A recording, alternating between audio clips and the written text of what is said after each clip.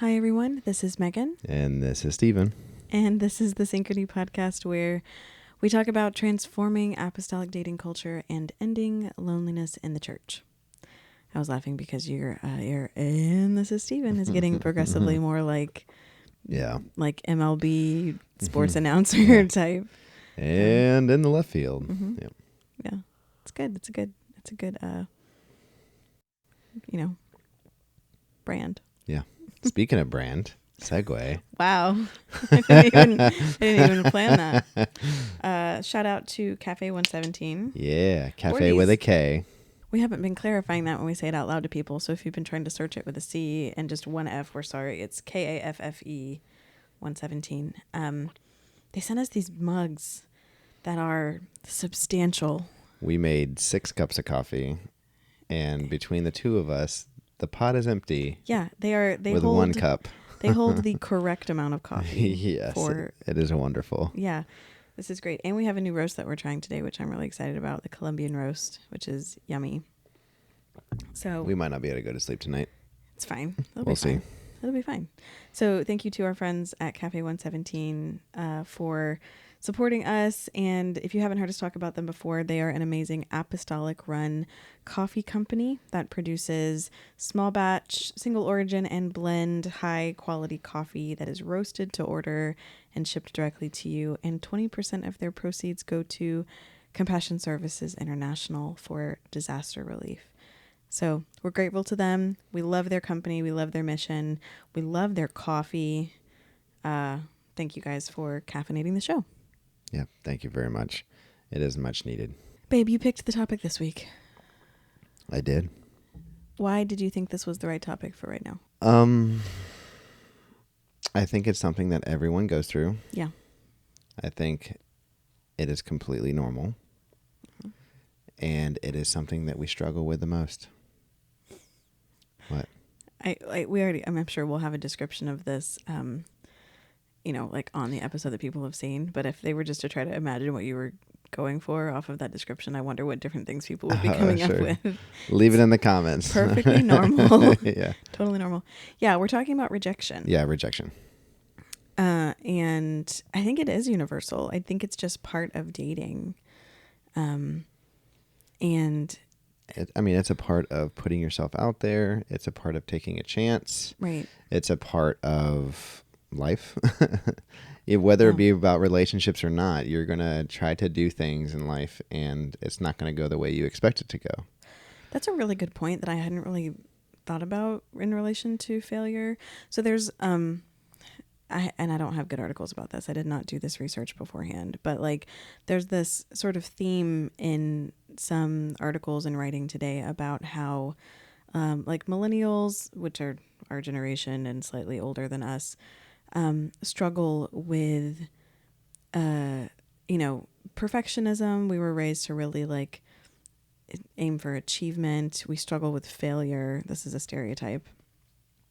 So rejection as a type of failure is something I hadn't really considered, that a relationship rejection might feel like is that obvious to you? Extremely obvious to me. I didn't think about it that way. And not a failure as I failed a test, but more of it can be perceived in my mind as I failed that attempt. Right. And what we're going to talk about is that failure really isn't the right way to frame rejection. Oh, no.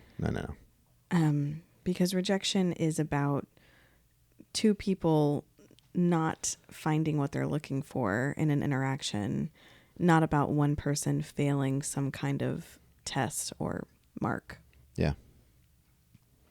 Have you ever been rejected? Oh, yeah.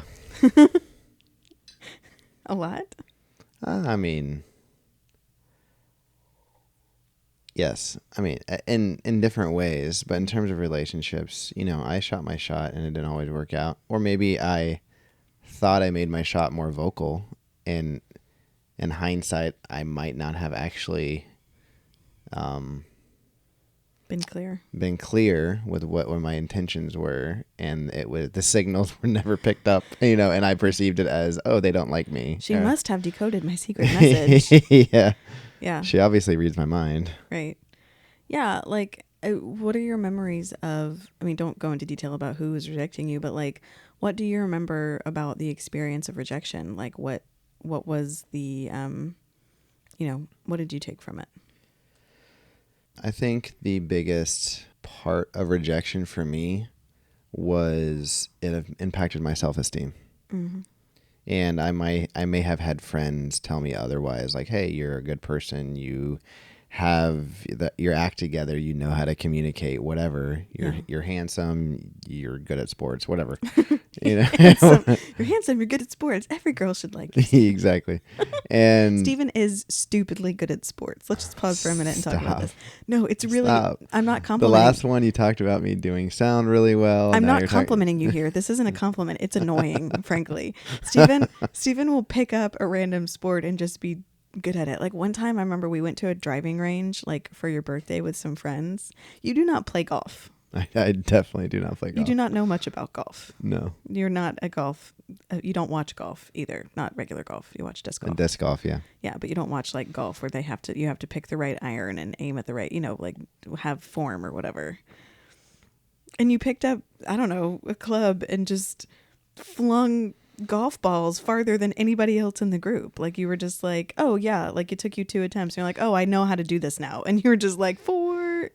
Well, what's funny is I extremely like learning form. What? You extremely like it. I do. Okay. I mean, I grew The up phrasing playing was just 9 years funny. of baseball, so Yeah. throwing, hitting is all about form.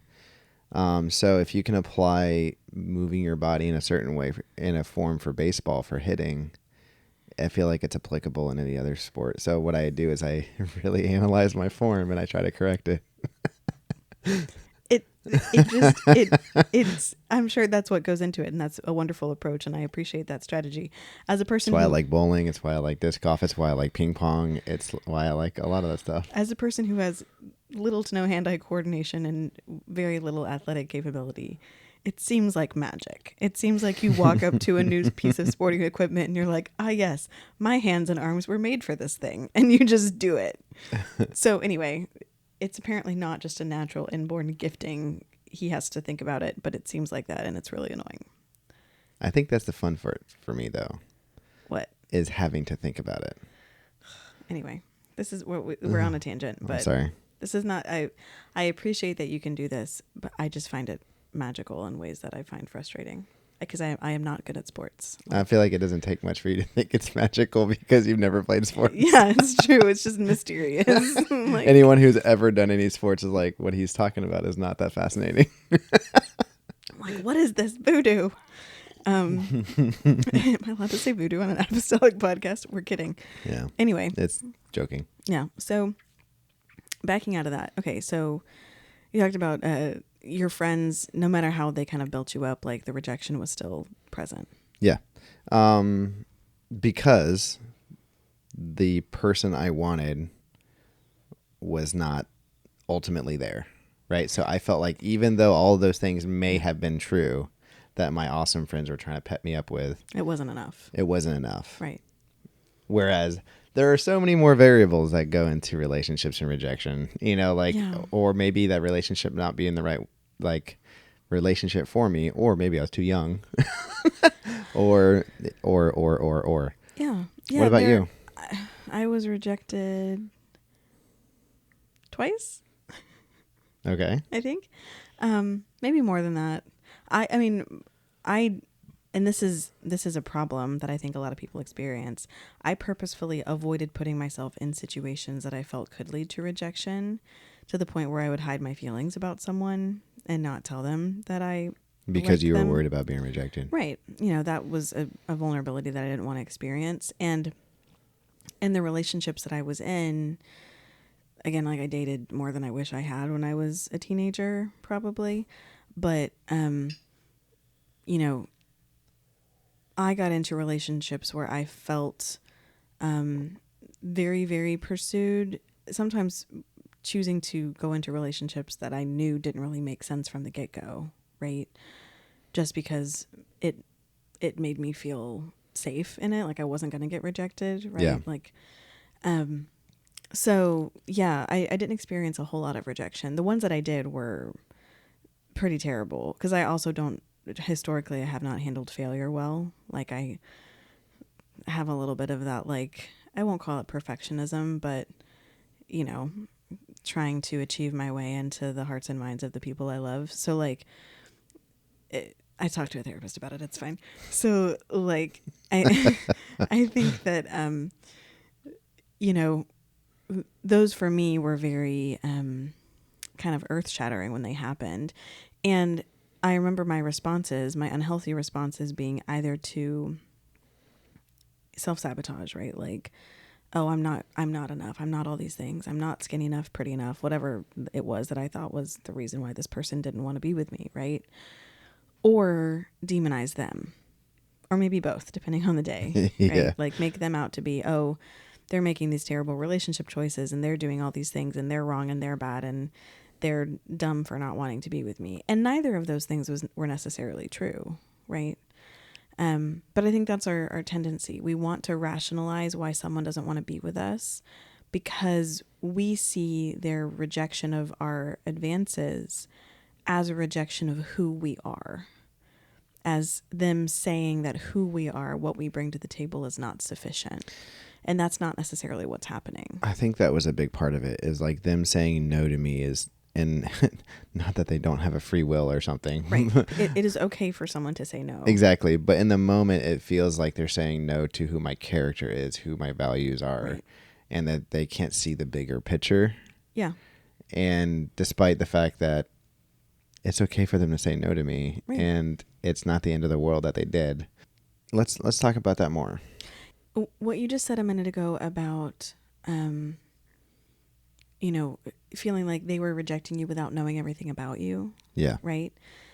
I think that plays into it. Like we feel like we're putting a little bit of ourselves out there for someone, and they're going like, no, I don't. Just based on that small little bit, I don't want what's there, right? Yeah.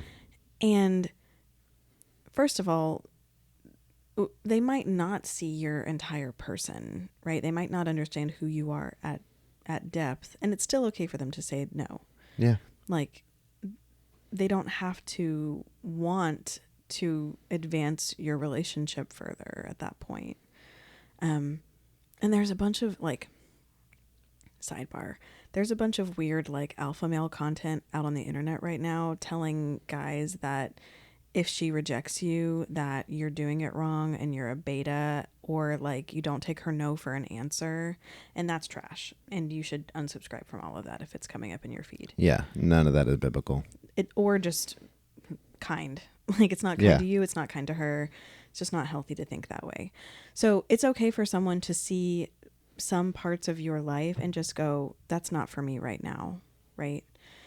And it doesn't mean that they are rejecting you for who you are, because they probably don't know who you are in your entirety yet. And even if they did, it's still not a reflection of you. yeah, that's something I want to talk about next. Yeah. Why is it okay for them to say no? Yeah. What do you think? Well, I would like to, I'm asking you that question. Why is it okay for them to say no? Yep. So first of all, you don't know their life or what they're going through, right? You don't know where they are in their walk. You don't know where they are in their own internal searching process, right?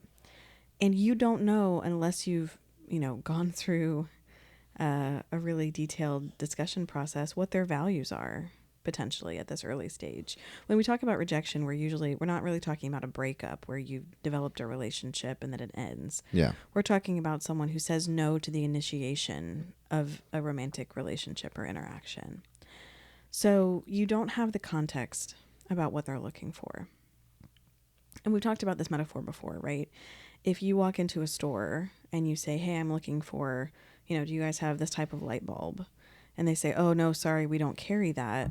And you leave the store owner doesn't have a right to get angry at you for not sticking around and buying a different kind of light bulb, right? Yeah, exactly. And you don't have the right to get angry at the store for not carrying that thing that you're looking for. It's okay for the two of you to just go through this moment of realizing that there's something that I'm looking for that's just not here. right?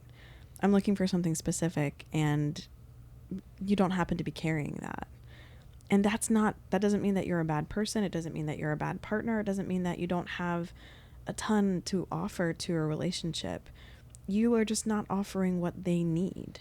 Yeah. And you don't have to be. You can't offer everything that anyone could ever want in a partner. That bar is too high. Yeah. I like to, oftentimes when you put yourself out there, and what we mean by out there is you're making an attempt. Right. You're expressing interest. To express interest in someone else on a relationship level and say, hey, I want to get to know you better. And would this be something you're interested in? Right. You've is asked basically for their what number, you're saying. or you've asked to go out on a date, or you've asked for some sort of indicator that you're pursuing them romantically. Yeah. You are inherently going into that interaction with selfish intentions. Say more about that. I am. Okay. So you are saying, hey, I really like you and I really want you to like me. So that way we can get to know each other better. There's also probably hormones, there's probably excitement, there's butterflies, there's a lot of things going on. So when rejection hits, it hits a little bit differently because you are not putting yourself in their shoes in that moment. When you're going into that moment, right, and you're trying to put yourself out there, and then they decide to either say no, or I don't want to continue this, or I do not want to go further, it is natural for you not to think about, well, good for them. I'm really happy they thought about their desires in that moment. You go, well, man, that hurt. Yeah. Why don't they like me? What about me am I doing wrong? Right. And immediately, what's wrong with me? because you're going in there wanting to get to know them better, hoping that they're going to want to reciprocate. It doesn't happen. So again, it's going back to me again and saying, oh, how could I have done things differently? Yeah, I think to kind of translate what you're saying, I feel like it's, if you go into it with an objective focus on yourself, Yeah. you see their rejection also as a reflection of yourself. Yeah. And that's not necessarily the case. And no, it's not. Yeah. And again, they could be a pleasant person. You could be a pleasant person. This relationship that you are dreaming about in this moment could work. But just them saying no is not a reflection on your character. Yeah. Again, we're going into thinking about, okay, in that moment, where are they in that moment? You don't know. You don't know if they just got out of a relationship. You don't know if their grandmother just died. You don't know if they're on a personal one-on-one walkabout with God. Right. So. And I think it's so often in these situations, right? If you're the person maybe you've crafted a bit of a process to ask them out, right? Maybe you've done some legwork. Maybe you've put some effort into this. That's sweet and romantic. It also means that you're doing that in order to make an attempt to control the outcome, right? Yeah, sure. If you are, and nothing wrong with this, right? You're trying to create an environment in which they're likely to say yes to you. And that means you might be, doing things or saying things to help convince them to give this interaction a chance. Yeah. At the end of the day, you are not in control of their choices. And you don't have to know the reason why. You don't have any right to, right? If they choose to give you feedback, that's nice, but they don't have to. They're under no obligation to tell you why they said no. Yeah. So I think it's scary because it's painful, because it feels like a rejection of your character and yourself, even if it's not. And because it's something that you cannot predict and you cannot control, right? We don't like to go into these vulnerable situations, making our emotions and our selves available for hurt, and then not be able to eke out some kind of control over the outcome. Yeah. Humans are risk averse at the end of the day, right? And if we know that there's a likelihood of us getting hurt, we're going to do what we can to prevent that eventuality. you cannot control the choices that other people make. Yeah. So I think that's why people build up such a fear of rejection, because one, they have a sort of miscalculated understanding of how it does or doesn't reflect on who they are. Yeah. But also because it's so outside of their control. And that just is stuff that scares people. Yeah. Okay. Someone said no. Yeah. And now you're standing there trying to figure out what to do. Yeah. How do you take this no or this rejection and move forward? What's the next step after you are in the middle of your pain and rejection? Yeah.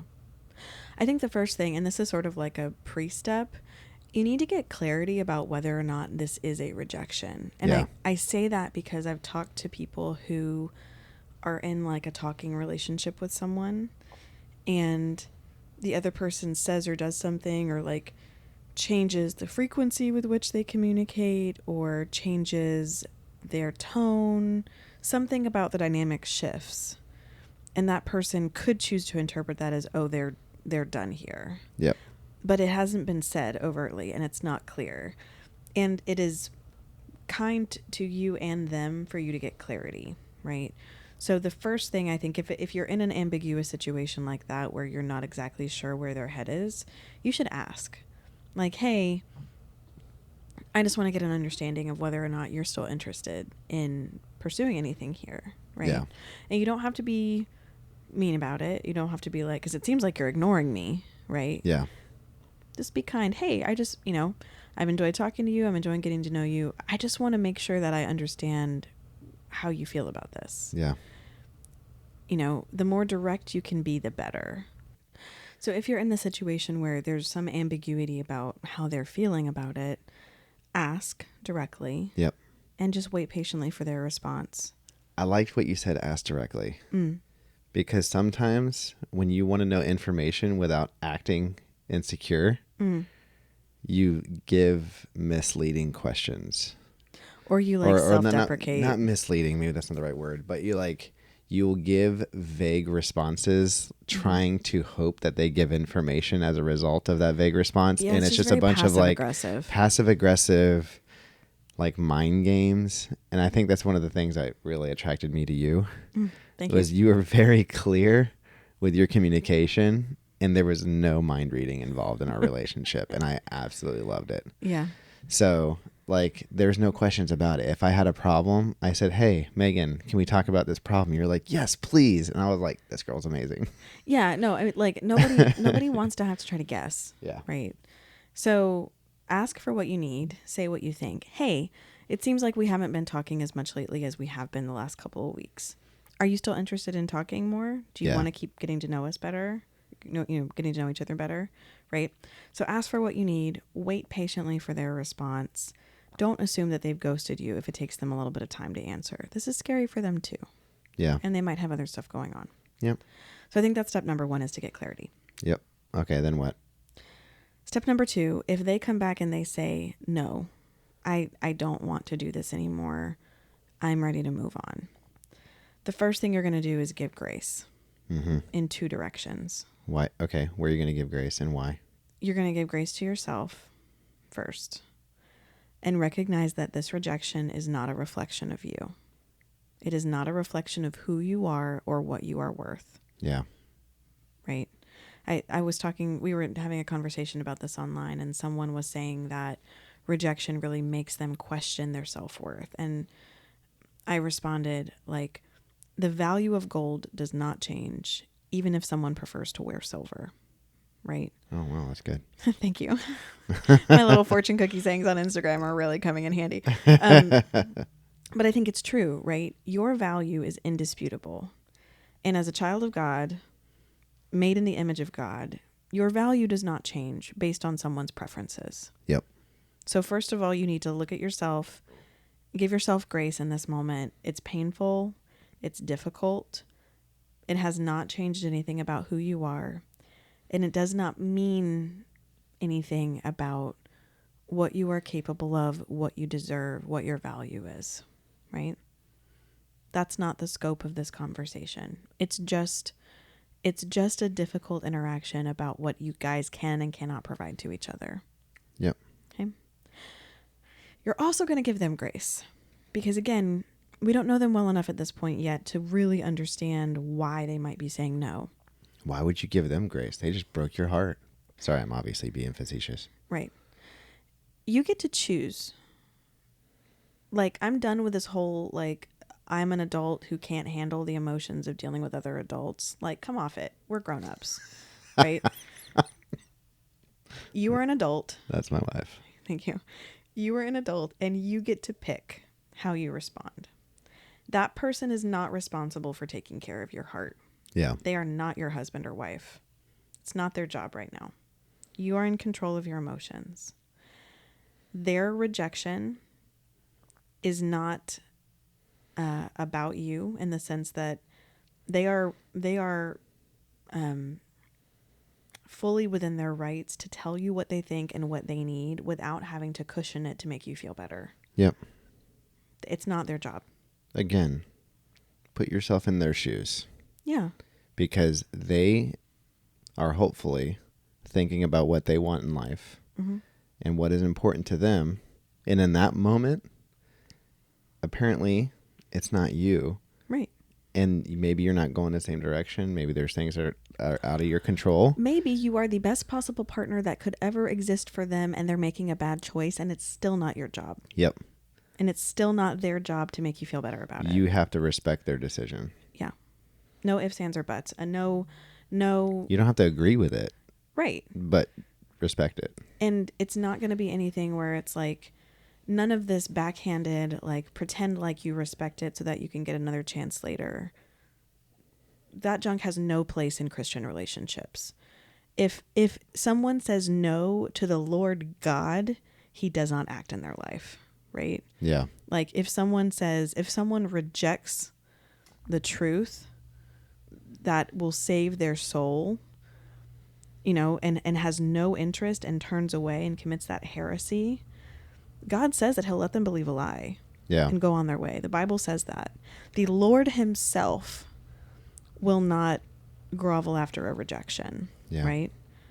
He will come for the person who wants him and he will seek out the lost sheep that's in need of a shepherd and acknowledges that. God does not chase after someone who rejects him. Yeah. You should not either. Yeah. So anyway. So following up on this topic. Yeah. Something that came to mind. I'm very proud of myself. I waited until you finish your thought, and I actually held on to the topic in my mind. You. It's a growth opportunity. That's so great, babe. That's something to celebrate. Yeah. ADHD. Yeah, ADHD. Try to remember. Rejection can sometimes be really hard because of the scarcity mindset. Ooh, yeah, talk about that. That's a really good one. I was just thinking about when you were just talking a second ago, and I think especially maybe you're getting older, your prospects are getting fewer and fewer in your area. It seems that way, yeah. It seems that way in your age bracket or people with the same or similar mindsets and directions, right? Right. You are taking a leap of faith for this person, trying to reach out to them and say, hey, this is where I want to go. And they say no. Now you're like, well, there's no one else that I can see right now that I can actually reach, right? Yeah. Especially if you live somewhere that's, further and less dense of people. Why is that? Why could the scarcity mindset be such an issue with rejection? Yeah, I mean, I think it heightens the stakes of this one interaction. Yeah. Right? It makes it feel like you have more to lose. Yep. Even though, I personally believe that rejection, and we'll talk about this later maybe, rejection helps you get closer to the person that you need to be with. in the sense that it helps you learn Yeah. about what you do and don't want and what you're bringing to the table, right? We'll come back to that in a second. Yeah, I'll keep put a on pin in that. Keep on going. I'm going to take the action to remember that for us to come back to. There Okay, you go. great. You guys heard it here. So I think that it can make it feel like the stakes are higher, right? Like you've got more to lose because of this rejection. And that's really hard, especially if you've been through it a lot before, right? I mean, like, rejection's no fun. We're not trying to make it sound like this is going to be easy at any point. No, we're not trying to make light of it. No, and we understand like that you're gonna struggle with this, and to have it happen multiple times in a row, maybe, or several different points in your life is a real struggle. Yeah. So I think it's the combination of time is passing, you feel like your options are dwindling, you feel like the stakes are higher, and you're just tired. Yeah. It might be really exhausting to constantly feel like you're not, it's the whole scripture, hope deferred maketh the heart sick, right? Yeah. Like you build up hope and excitement and anticipation about this interaction, and then you have to go through that letdown, and that's just difficult. So I think that's part of it too. Oh, sure. Anyway, okay, so we talked about getting clarity, Mm-hmm. giving grace in both directions, giving grace to yourself, giving grace to them, and allowing them to make that choice that they need to make for themselves without obligating them to tell you why or to justify it. Can we go to that pin? Yeah. Okay. So the pin is, you said rejection helps you get closer to the person that you're trying to ultimately be with. Right. Because it helps you figure out what you do and don't want. This is actually a good segue. Okay. So this is actually what you do. Yeah. Okay. Well. So in terms of matching. Okay. So let's talk about. So we've muddied the waters here. Well, no, I just want to go back to that pen so we don't forget and then continue. So, no, this pen is actually my next point. Oh, okay, cool. Which is the next thing that you do. So you got clarity, you gave grace. Now you have the opportunity to grow. Okay. From this interaction, and it's a choice. You can choose to either wallow in self-pity and or make up narratives about yourself or this other person about what this rejection means. Don't do that. Bad idea. Or you can take this as a growth opportunity, right? If this has been a collegial interaction, like a nice warm interaction with this person, and you feel like you have a good line of communication and you feel good in yourself and confident enough to have this conversation, ask why. Mm-hmm. In a very gentle way. They don't have to tell you if they don't want to, right? They're not under any obligation to explain their justification for like why they don't want to be with you. But if you want to, you can take this as an opportunity to say, is there something in particular that I should keep in mind for the future? Can you give me any advice about how this could go differently for me next time? Yeah. Right? If you can't talk to that individual person about it, go unpack it with a friend. Yeah. Or ideally a counselor, someone who is not necessarily a licensed counselor, although if you have one of those, that's great, but a mentor. Yeah. Right? Someone who's got experience, who's, maybe a married person that you trust, who can talk you through this and walk them through and say, what should I have done differently here? Right? Yep. And they might be able to give you some insight, right? Maybe, hey, it seems like you came on really strong to this person and they just weren't ready for that yet, right? Or it seems like you made too many assumptions about what they meant or how they felt based on your interactions. Yeah. Very easy things to do. Having someone with that outside perspective could really help, shape this for you. Yeah. That is one of the things that we can kind of step in and provide as matchmakers. Yeah. I mean, so instead of taking this opportunity to just not learn and just blame yourself or the other person, learning from it can be very valuable. Yeah. And actually, going back to sports, sorry. Oh boy. No, but true. Circle. Going back to form though, like the best thing you can do for form, wow, I don't know how I segued into this, I'm sorry, is recording yourself. Oh yeah, and watching it. Like watching, you drop your elbow, you pull your shoulder back, whatever you're doing in that moment, you say, oh, I see where I slipped, and then you work on the form over and over again. And how much more valuable is it to do that sitting beside a coach? Yeah, absolutely. Who can tell you see what you're doing right there and point out to you the things that you might think are normal. Yeah. Right? So I'll talk about how this works in a matchmaking context, because I do think this is one of the benefits of this approach for people. Okay. Number one, people are usually not experiencing the kind of outright, really painful, direct rejection we're talking about, because the process is a little bit, we intentionally make it a little bit easier for people. So if you've met someone in a synchrony match, you've gone on this date, we don't ask you to make a decision on the spot right there in front of them about yeah, whether it's like The Bachelor. And now, well, I was gonna say it's like The Voice, like yeah, or America's Got Talent. yeah. Dun dun dun. Who would you Yeah. choose? It's not Burn. right. It's not like that. So we end this call, and the next day I follow up with each person and just ask, what did you think of this person? Do you want to get to know them better? Why or why not? And I need to have that information because it helps inform who I select for that person next time. Yeah. Right. But then I also have this body of data about, the other person's interactions through these dates. And I've had people that have met 3 or 4 people and haven't matched, meaning haven't been in a situation where both individuals wanted to go further with it. And at that point, I can start to see patterns. Yeah. I'm not there in the room for the whole conversation, but I can start to see patterns in the feedback that they're getting, in some of their behaviors, right? We had an example, and I'll just speak in generalities about this individual. We had an individual who had met a handful of people and, had had a good time and had great interactions. But I began to notice this pattern about how they were thinking about the people they were meeting. And after a few of these, I was able to say, hey, I think you should push pause on meeting someone and go work on this thing about yourself with a counselor. Like, this thing keeps coming up again and again, and how you are connecting or not connecting with these individuals. That's something that you could go take some time and invest in changing and thinking about and unpacking. That would dramatically transform your dating experience. Yeah. To clarify, we do not counsel them on these things. No. We send them we say, hey, this is our suggestion for you to go to a licensed therapist. Yeah, no, I recommended that this person leave the synchrony community, not because they were in any way harmful to the synchrony community, but I said, it's not worth you paying us a monthly subscription right now. I would rather you put that time and money and energy toward working with someone who can help you with this. Yeah. Which is beyond what we can provide.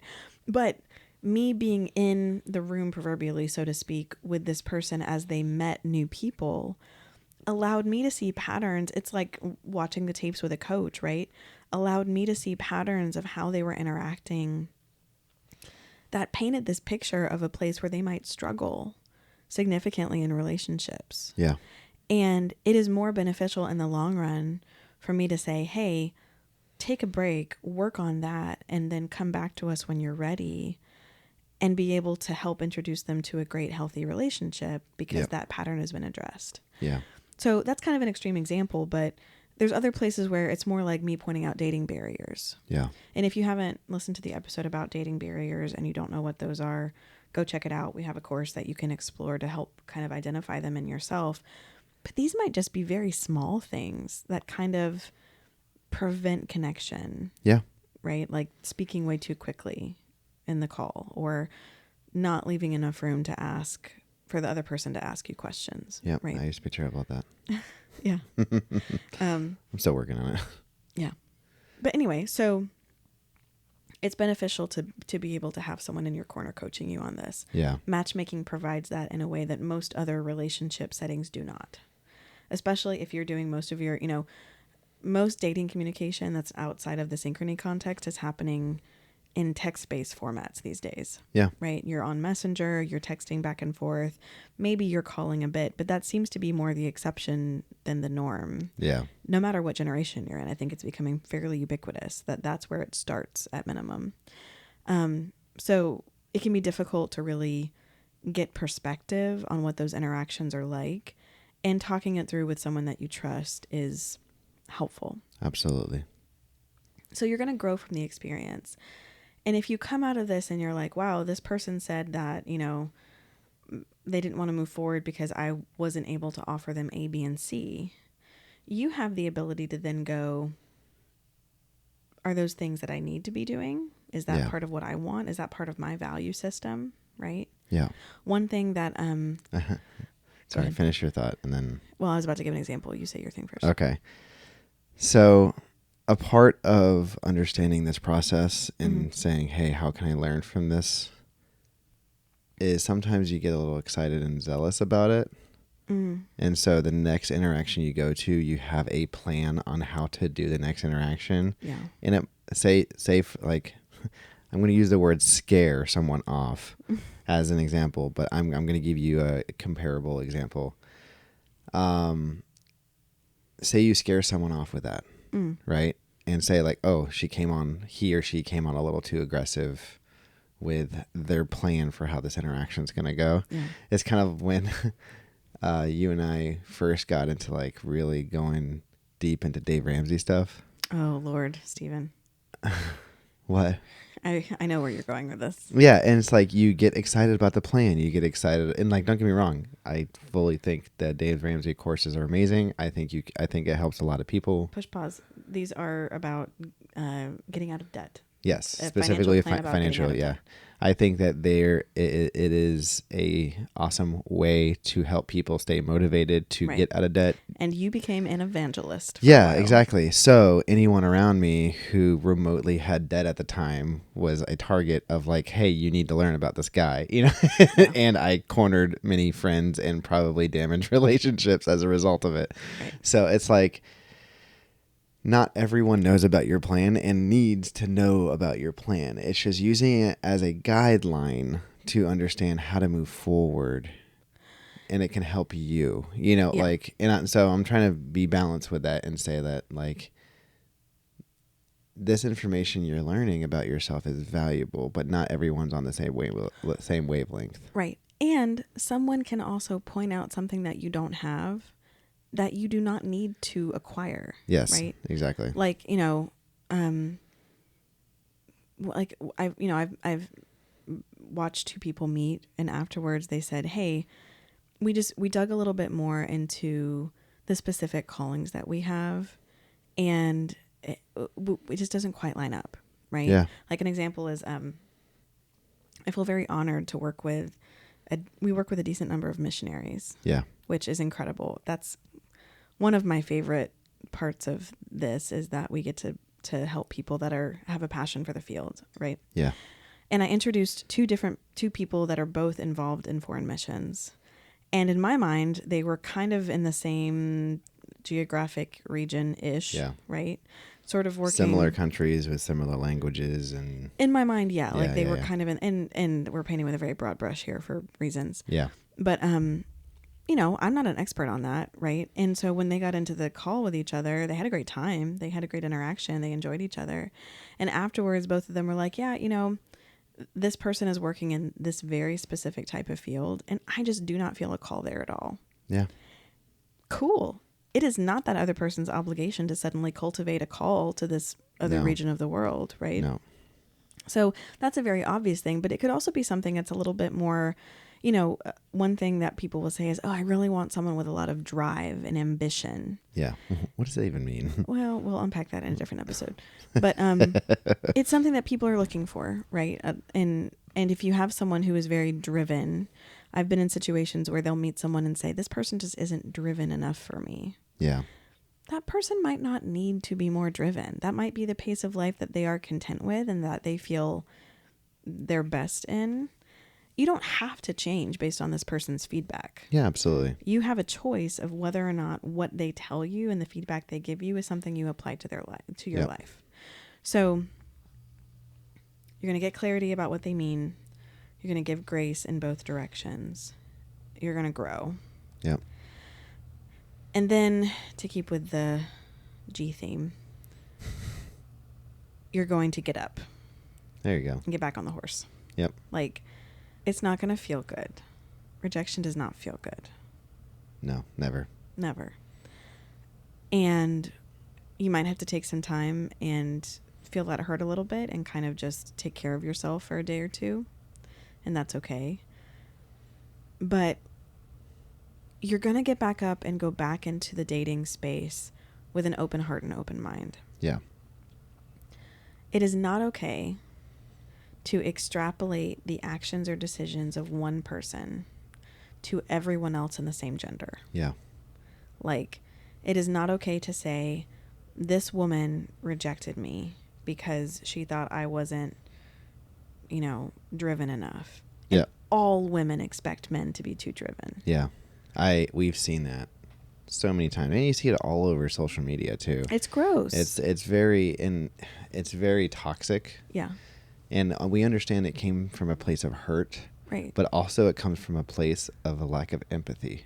Yeah, I'm over here like, grow up. Yeah. Like, and I don't mean to be callous. I just don't have much patience for grown-ups that act like children. Yeah, I was going to use the example earlier. It feels like sometimes that we are having conversations with our toddler, and I can point to conversations I've seen over the internet on things. Yeah. I'm like, I'm having the same unrealistic conversation with my 4-year-old that grown adults have all the time. So our daughter the other day, I think this was yesterday, I said something to her about like, we're not going to be able to do this right now because we have to go take a bath or something. And she went, you always do this. And Yeah. I was like, that is an exaggeration. Yeah. I do not. That is just blatantly not true. And you stink. Yeah. I'm like, and I said, I'm like, this is how we talk to our toddler and how sometimes I think we have to talk to grown-ups. I'm really sorry that you're disappointed. Yeah. But it's not okay for you to be unkind based on that disappointment. Yeah. Right. It is not okay it's okay to feel feelings about being rejected. It's okay to feel hurt. It's okay to even feel a little bit of anger if you can work on that and kind of work it out. It is not okay to take those feelings of hurt and use it to demonize another group of people. Yeah. Remember that your actions is a choice. Yeah.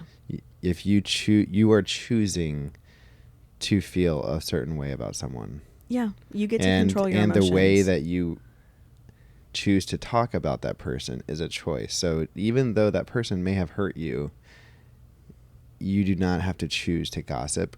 You do not have to choose to be little or be rude. You can choose to show grace and choose to learn. So remember, choices, we are grown-ups and we have choices. Yeah. I tell you about the way I learned this lesson. I learned this lesson the hard way. Uh-huh. In it, not related to dating. Yeah. But first year going to your church in West Palm. Okay. I've never had a really great, I don't consider myself to have a great fashion sense, right? Every once in a while I make choices about my wardrobe. Looking back, I'm like, that probably wasn't very flattering, right? So this particular Sunday I was wearing something that, I had like an accessory, like a belt that just didn't really flatter me very well. Yeah. And you went to a very multicultural church with a heavy Caribbean influence. Yeah, with like 40 something different nationalities. Amazing. Yeah. One distinction from Caribbean cultures compared to the culture that I was raised in is that women will tell other women what they think about how they look. Oh yeah, yeah. In love. Yeah. No, it's out of like, hey, by the way. Yeah, it's very caring. And a sister in the church who is one of my favorite people now. Like, I didn't really know her well at the time. We had just met. Walked up right before service and told me, hey, you should take that off. It's making you look fat, right? Yeah. And she was right, first of all. Correct. Looking back. I got so offended about this. Yeah. And I remember I was afterwards I was hanging out with friends and I was like, I just can't believe they said that, blah, blah, blah, blah, blah. And I was just kind of going off, and our good friend Jesse Wilson just looked at me over his glasses like the sage uncle he was at the age of 26, right? Yeah. Just looked at me over his glasses and said, you need to stop. Just like that. I love Jesse so much. I do too. He was just like, you need to stop saying stuff like that, and just kept on with his day. And I was just like, oh. But it made me realize, I took a step back. I was being a child about this person's opinion. Yeah. Right? We're not children. No. You're here to cultivate an adult relationship with a person that you want to build a life with and do hard things with and have hard conversations with. It starts here. Yeah. You have to be able and resilient enough in yourself to hear them say stuff that could hurt you and brush yourself off and keep moving. Yeah. And we're not, again, I want to reiterate, we're not belittling and saying that your pain is not real. And we are completely understand that the pain that comes from rejection is absolutely painful. Yeah. But again, your response to that pain is a choice. Yeah. Yeah. So, and I say get up and get back on the horse. Like, it doesn't mean that you have to go start talking to someone else tomorrow. No. Take some time to reflect if you need to. Meet with that mentor, right? And get that insight if you feel like it would be valuable. Talk to a counselor. Come talk to us, right? We'd love to sit and just kind of unpack it with you, not in like a therapy setting, but just to kind of give you perspective. But when you're ready, go back into a dating opportunity without letting that history weigh it down. Yeah. And I know that's easier said than done because rejection can be very painful and some people can really feel a lot of heaviness and fear around it. But if you can, a friend of mine at work wrote this amazing article about playing sports, right? And the title of it was Separate Your Points. Okay.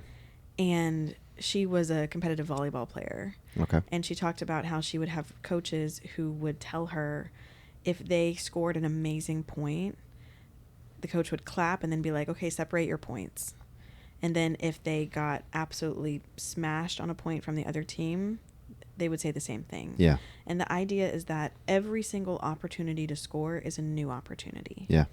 Every single chance to try again is brand new. That's incredible advice. Right. The last attempt has no bearing on this next one. Right? Except that you might have learned something from it that'll help you do it better. Yeah. But what happened last time is not an indicator of what will happen the next time. Yeah. And you've got to separate your points and allow someone to come into your life and try again without burdening them with the pain that somebody else caused you. Yeah. That's not fair to them. Yeah. Right. You know what's cool too? Now that we have this matchmaking service as a resource, Yeah. you can now go into taking chances without a scarcity mindset. Yeah, that's true. I mean, I know that's totally a shameless plug, but it's one of those things is like at the end of the day, if there are not a lot of prospects in your area, you have us as a resource. Right. Like we are a pool of people. We have a pool of people who are looking for godly, values-based driven relationships. Yeah. Like there are people out there. Right. So ideally that should make this whole process of handling rejection easier. Yeah. In that we're hoping to make rejection less likely anyway by putting you with people that want the same things that you want. Yeah. But when it does happen, we also try to soften the experience by making it very straightforward and clear and direct, right? Yeah. And immediate, where you don't have to talk to someone for 3 months before you find out they don't want a relationship with you. Yeah. That's what's so cool. So just to kind of recap, I feel like I say that every episode. Just to recap. No, I very greatly appreciate recaps from my teachers. Yeah. So when you go into these situations where you're experiencing rejection, we're going to get clarity to make sure that we understand whether or not this is truly a rejection. In the case that it is, we're going to give grace to the other person and to ourselves, understanding that their opinion of us is not a reflection of our worth. And we don't understand enough about their needs to pass judgment on their decision. Yeah. Right. We're going to grow. We're going to take it as an opportunity to learn about ourselves. We're going to seek guidance. We're going to reflect on the experience if they're willing to give us feedback. And if their relationship is one in which that's comfortable, we're going to take that to heart and really look at it closely. And we're going to make decisions about whether or not it's something that we need to change. Yeah. Right. Hold it up against our own values and say, is this the type of person I want to become more like or not? Yep. And then at the end of the day, we're going to get up and get back on the horse. We're going to allow that experience to become part of our history, but not let it influence the next attempt that we make to connect with someone. Yeah. We're going to separate those two experiences and not burden a future partner with the experiences of our past. Yep. So I hope that nobody is imminently going through a rejection, but at some point everyone does. Yeah. So hopefully you can kind of pull from this in those moments, and it'll make the process ideally easier to deal with and move through, even though we know it's never easy to experience this. Yeah. And for any critics out there that are saying, well, I have this example where I knew this person really, really, really well, and we totally should have matched up and yada, yada, yada. I understand that there's 1,000 different examples of why rejection hurts. And we were giving very general examples in this, but this is just a guideline. Yeah. It's really all that we're trying to hope for. And again, at the end of the day, it boils down to we're not in control of the choices and decisions that another adult makes. Yeah. We can't predict the decisions other adults will make. We can't control them. We have to allow them to make choices that conflict with ours. Yep. Right. And the more gracefully you handle this interaction, right, I think the more opportunities you'll have for better interactions in the future with that person or someone else. Yeah. Right. And that this is not me saying, oh, just be nice to them after they reject you and maybe they'll come back. That's not what I'm saying. But if you can handle that experience with grace, and if you create a reputation for yourself that when you're in a relationship with someone and they reject you, you don't pitch a fit about it, and you don't have a meltdown about it, that does follow you. Yeah, it's a positive experience. Right. We're in a tight-knit community of believers, right? Yeah. If you go on social media and drag this person through the mud because they said no to you, that won't work well for your dating prospects in the future. Mm-mm. So handle it with grace and understand that you are a person of indisputable value. Yeah. You have other opportunities to connect with someone, and we're here to help if you want specific advice about how to make your next connection more successful. Yeah. And I keep on applying this to so many different areas in these podcasts. The fruits also apply to more than just spiritual things. Yeah. Like the fruits are supposed to be a manifestation of your relationship with God, right? In all parts of things life. you do. So apply the fruits to the situation. Right. That's really sums it up. We Right. could have just stopped it there. Yeah, but it was so much more fun to talk about all your sports. Sure. Yes. Gosh. Do we have any updates? Any announcements? When this goes live, you will only have about a week and change left to participate in both our summer sale, our $75 off of our consultation fee, and also Operation 2020, which is the process by which we are recruiting more guys for our pipeline. That's been going very well. Yeah. I've been really excited to be able to make some new matches, and I've got 2 dates happening tomorrow night, which I'm pumped about. I'm excited. Yeah, both with relatively new folks in the pipeline. So excited about that. Please continue to refer those guys to us. And if you get that referral in before the end of July, you will be entered into a drawing for $1,000. That's right. So we want that to be useful to you. We're excited to meet the guys that are out there. Feel free to, by the way, to share this with your female friends as well. We're excited to be meeting lots of new people that are female also. I think those are our 2 big announcements. All right. Thank you, Cafe 117, again, for fueling this podcast. Yes. And 1 bag of coffee at a time. Very excited. Yep. Anything else? Hey, babe. I love you. I love you too. I love that you are effortlessly good at sports and that our children will likely inherit some of your hand-eye coordination. If our kids get your brains and my dexterity, they're going to be flawless creatures. No. Not flawless. But they'll probably Superheroes. get some good scholarship money. I'm just kidding. Superheroes. They're basically ready for the Avengers. No. No. I promise we're not cocky. Yeah, no. Every parent thinks their children are perfect. Yeah. Which ours aren't perfect, but they're pretty great. They're far from perfect. Yeah, but they're pretty awesome. Yeah. Anyway, Sure. I do hope that they have the ability to, hit projectile and coming toward them with whatever sporting object they need to hit it with. That's right. I do not have that capability, so It's okay. yeah. And hopefully our kids can read better than I can. Yeah.